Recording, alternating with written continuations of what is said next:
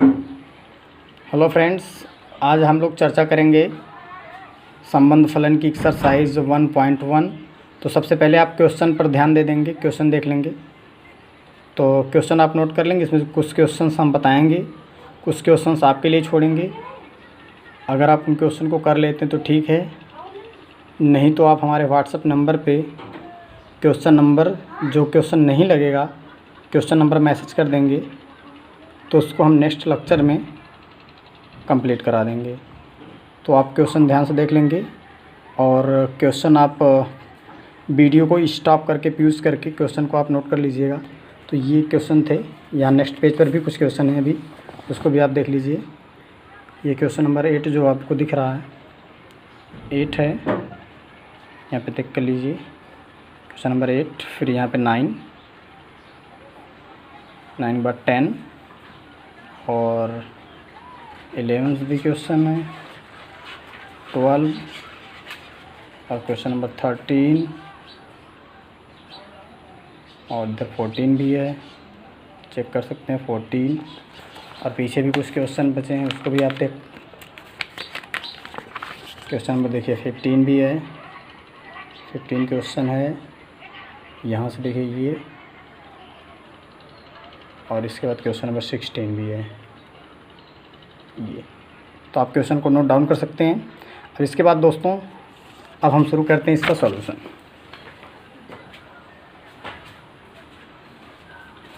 तो सॉल्यूशन के लिए देखिए, सबसे पहले प्रश्नावली 1.1। इस क्वेश्चन में प्रश्न में कहा गया है, प्रश्न में ये कहा गया है कि निर्धारित कीजिए निम्नलिखित संबंधों में से प्रत्येक स्वतुल्य है कि सममित है कि संक्रामक है। तो यहाँ पे हमने पहला क्वेश्चन लिया है। पहले क्वेश्चन में एक समुच्चय दिया गया है ए। तो समुच्चय A = 1 2 3 4 एंड सो ऑन 14, यानी इस समुच्चय A में 1 से लेकर के 14 तक के एलिमेंट हैं। और जिसमें इस समुच्चय पर एक संबंध परिभाषित है। अब समुच्चय पर परिभाषित होने का मतलब कि इसमें जो भी एलिमेंट आएंगे वो यहीं से रहेंगे, और यहाँ इसके अनुसार ये जो आपका रिलेशन दिया गया है, इसी के अनुसार इन दोनों में एक संबंध होता है। तो ये जो आपको चेक करना है, इसके लिए सबसे पहले आप संबंध को नोट कर लीजिए, संबंध को लिख लीजिए, संबंध को आइडेंटिफाई कर लीजिए न्यूमेरिकल टाइप में। तो चलिए हम न्यूमेरिकल टाइप में फाइंड करते हैं। r देखिए, ठीक है, यहाँ पर आप देख रहे हैं 3x - y है। तो अगर 3x - y = 0 है, तो यहाँ से 3x = क्या आ जाएगा, y आ जाएगा। या आप यहाँ से देख सकते हैं y = क्या लिख सकते हैं, इसको 3x लिख सकते हैं। अब ये देखिए x और y ये जो दोनों हैं वो कहाँ से बिलोंग करेंगे, इसी सेट में से होने चाहिए। तो चलिए अब क्रमशः हम x का मान रखते हैं, तो y के मान अभी हमें मिलते रहेंगे। तो चलिए यहाँ पे हम लिखते हैं, यहाँ देखिए x है ना पहले। तो अगर हम x का मान क्या ले लें, 1 ले लें, क्योंकि 0 ले नहीं सकते हैं, क्योंकि 0 सेट A में है नहीं। तो यहाँ पे सपोज करिए हमने x का मान क्या ले लिया, x का मान 1 ले लिया। अगर x का मान 1 लेंगे तो y का मान क्या आएगा, बिल्कुल देखिए 3 × 1, तो यहाँ आ जाएगा।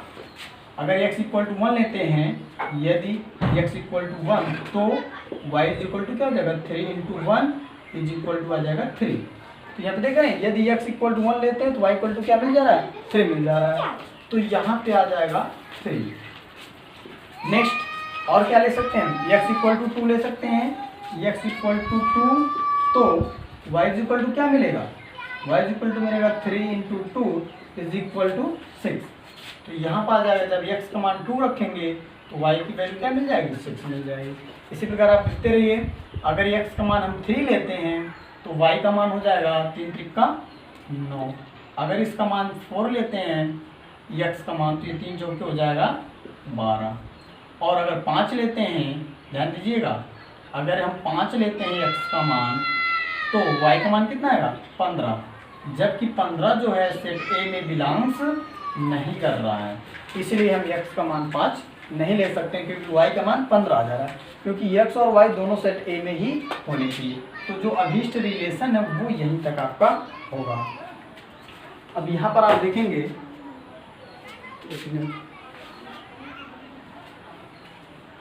तो इसलिए हम सेट यहीं तक आप इसको लिखेंगे। तो ये जो रिलेशन ये लिखा गया था क्लास 11th में पढ़ेंगे। इस टाइप में जो रिलेशन लिखा रहता है, जो सेट लिखा रहता है, तो उसको हम क्या कहते थे? बिल्ड मेथड कहते थे ना, बिल्ड मेथड। और जो इस टाइप से लिख देते थे उसको हम क्या कहते थे? Roster method. तो दोनों एक ही चीज़ है, आप चाहे उसको बिल्ड मेथड में लिखिए चाहे रोस्टर मेथड में लिखिए। तो आप रोस्टर मेथड में इसलिए हमने लिख के बता दिया ताकि आपको समझने में आसानी हो जाए। चलिए अब आगे देखते हैं इसको प्रूफ कैसे करते हैं। तो सबसे पहले हम देखिए फर्स्टली जो प्रूफ करते हैं वो हम स्वतुल्य देखते हैं। यहाँ पे लिखिएगा स्वतुल्य के लिए। तो देखिए स्वतुल्य के लिए चेक करिए। स्वतुल्य के लिए आप जानते हैं, ये आपको परिभाषा में बताया गया है कि सेट ए का, ये देखिए परिभाषा आप लिखे होंगे, फॉर एवरी एक कोई आपका अवयव है जो बिलोंग्स कर रहा है ए में, उसके साथ साथ अगर ए बिलोंग्स करे किसमें? आर में, तो वो क्या होता है? स्वतुल्य होता है। तो यहाँ आप देखिए इसमें जो है 1 से 14 यानी 1 से 14 तक का एलिमेंट है। तो इसमें से कोई भी जो एलिमेंट है, देखिए इस प्रकार से यहाँ पे देखेंगे, बट यहाँ पे देखिए ए बिलोंग्स टू ए और ए बिलोंग्स टू आर। तो यहाँ से आप ये फॉर ऑल यानी सेट ए के ये सभी एलिमेंट के लिए होता है। सेट ए के सभी एलिमेंट के लिए सत्य होना चाहिए, यानी एक जगह इसका कोई भी एलिमेंट 1 2 3 4 5 6 14 तक कोई भी मान लें तो वह इस तरह से इसमें दिखना चाहिए। तो अगर हम लेते हैं, सपोज करिए एक एलिमेंट कोई लेके दिखा दीजिए आप, हम ले लेते हैं 2। लेट यहाँ पे या माना लिख देते हैं हिंदी में, माना क्या है, ये तो वैसे लिख लीजिए। देखिए यहाँ पे 2 है जो बिलोंग्स कर रहा है ए में, कर रहा ना? बिल्कुल कर रहा है। 2 बिलोंग्स ए, बट ये देखिए 2 does not belongs to R. देख रहे हैं कि नहीं? 2 ए में, जो 2 है वह सेट ए में तो है, लेकिन 2 जो है यानी इस तरह का अवयव आर में नहीं है। आर में देख लीजिए कहीं 2 दिख रहा है? नहीं दिख रहा होगा। तो 2 जो है वो आर में नहीं है। यहाँ पे लिखिएगा इसलिए समुच्चय ए में आर, समुच्चय ए में आर स्वतुल्य संबंध नहीं है। ठीक है ना? समुच्चय ए में आर स्वतुल्य संबंध नहीं है। अब दूसरा आप देखिए सममित चेक करिए, सममित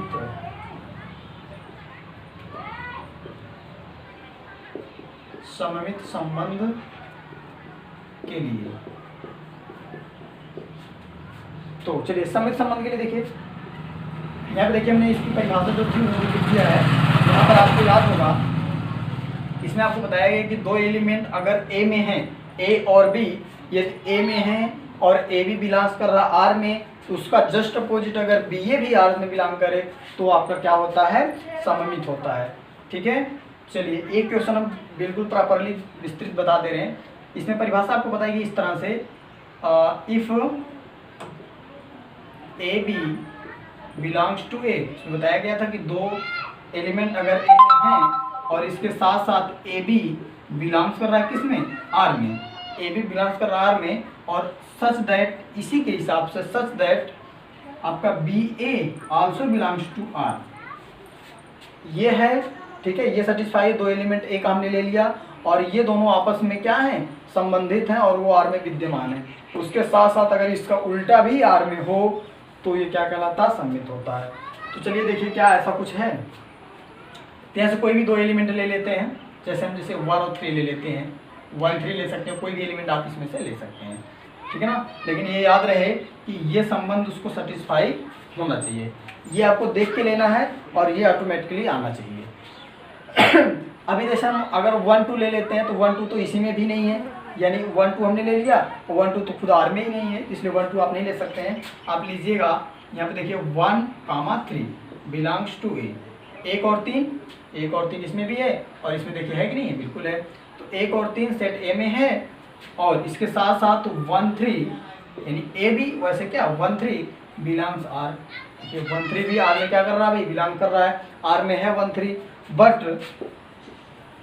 but 3,1 does not belongs to R. देख रहे हैं कि नहीं, 3,1 है कहीं नहीं है, तो 3,1 नहीं है। इसलिए आपका दिया गया संबंध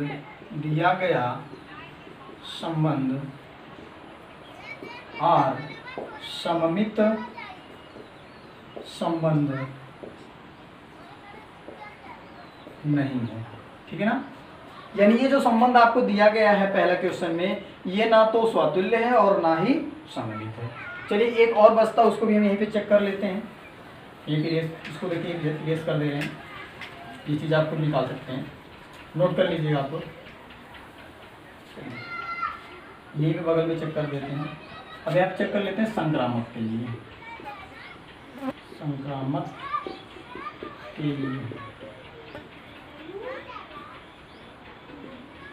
चलिए संक्रामक के लिए हम देखते हैं। इसमें आपको 3 एलिमेंट लिए गए हैं। इसमें बताया गया यदि इफ ए बी और सी 3 एलिमेंट्स बिलोंग कर रहे हैं, किसमें भाई, ए में बिलोंग कर रहे हैं, और इसके साथ देखिए क्या होना चाहिए, यदि if A B C belongs A और A B belongs to R और B C belongs to R, और इसके साथ साथ अगर आपका A C belongs to R हो जाए, तो दिया गया जो आपका संबंध है वो क्या हो जाएगा, संक्रामक हो जाएगा। तो चलिए इसमें कोई 3 एलिमेंट लीजिए और ये देख के लीजिएगा कि ये दोनों एलिमेंट क्या होने चाहिए, सेटिस्फाई होने चाहिए। तो ऐसा कुछ है कि नहीं है, अगर नहीं होगा तो पहले कंफर्म हो जाएगा। सो 1 3 3 9 है ना, तो आप 1 3 और 9 ले लीजिए। चलिए यहाँ पे ले लेते हैं, सॉल्यूशन में देख लीजिए 1 3 और 9 बिलोंग्स टू ए। कर रहा है नहीं कर रहा है, यहाँ पे चेक करिए, बिल्कुल कर रहा है। देखिए 1 3 और 9 भी होगा, क्योंकि 14 तक गिनती है तो 9 भी होगा। तो 1 3 9 बिलोंग्स कर रहा है ए में, और इसके साथ साथ देखिए 1 3 बिलोंग्स कर रहा है आर में, और इसके साथ साथ 3 9 आल्सो बिलोंग्स आर। देखिए 1 3 बिलोंग्स आर, बिल्कुल कर रहा है, 3 9 बिलोंग्स टू आर, बिल्कुल कर रहा है। तो अब आप देखिए इसके साथ साथ अगर 1 3 बिलोंग्स कर रहा है आर में, 3 9 बिलोंग्स कर रहा है आर में, और उसके बाद अगर 1 और 9 भी आर में हो जाए तो संक्रामक होगा अकॉर्डिंग टू डिफिनेशन। देख लीजिए A B belongs to R, B C belongs to R, और उसके बाद अगर A C belongs to R हो जाए तो क्या हो जाएगा, संक्रामक हो जाएगा। यहाँ पे देखिए 1 3 बिलोंग्स टू ए है, 1 3 आर में है, 3 9 भी आर में है, बट देख रहे हैं 1 9 does not belongs to R. अतः या इसलिए समुच्चय, ये नीचे वाली लाइन आप चाहे से लिख सकते हैं, इस तरह से लिख लीजिए, चाहे इस तरह से लिख लीजिए, ठीक है ना। इसलिए समुच्चय ए पर संबंध आर संक्रामक भी नहीं है, संक्रामक भी है। तो इस प्रकार दिया गया जो पहला क्वेश्चन है वह ना तो स्वतुल्य है, ना तो सममित है, ना तो संक्रामक है। तो देखिए ये बहुत ही आसान है, आप मानसिकता अपनी सही रखिएगा। ये जो